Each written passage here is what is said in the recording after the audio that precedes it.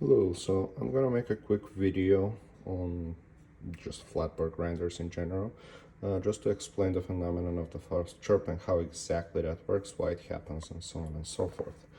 So we have a flat burr here. This is the HU, and this is a high fine producing burr, and it's got a lot of flat areas. You're gonna see them over here.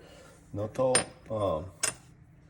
flat burrs have that many flat areas. I'm gonna pull a pair of multi-purpose burrs. See, they don't have the same flats, and these don't produce as many fines, but we're gonna focus on high fine producing burrs like the HU, like them as of right now, because those are the burrs that can have a false chirp very frequently, almost every time actually. So basically what happens is fines build up on this outside edge of the burr, and then when you start adjusting the grinder to finer, you're gonna see a lot of resistance and you're gonna hear a chirp, which is just the fines getting cleaned up from the burrs.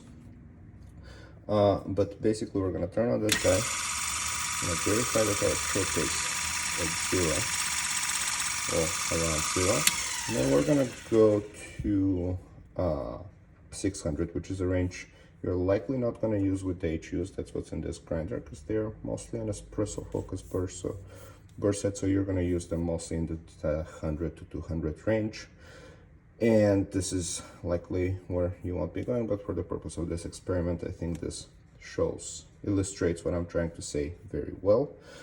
Also, the point here is when you're adjusting a flat burr grinder, it should be running, especially if you're going finer, because there may be rounds on the burrs, and you're not going to really get the adjustment if you're adjusting it with it off. So anyways, let's go to the 600. Let's put in some beans. I usually hot load my grinder, but since I'm working one-handed, we're going to cold start it.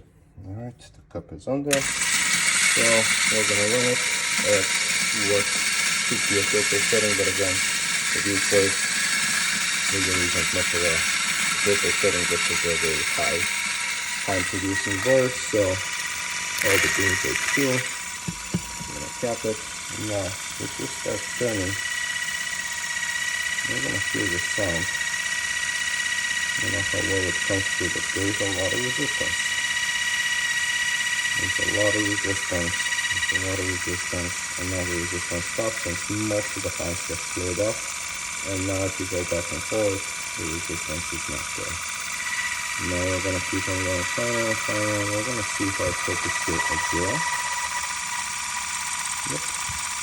Between 0 and 5, I'd say that's good.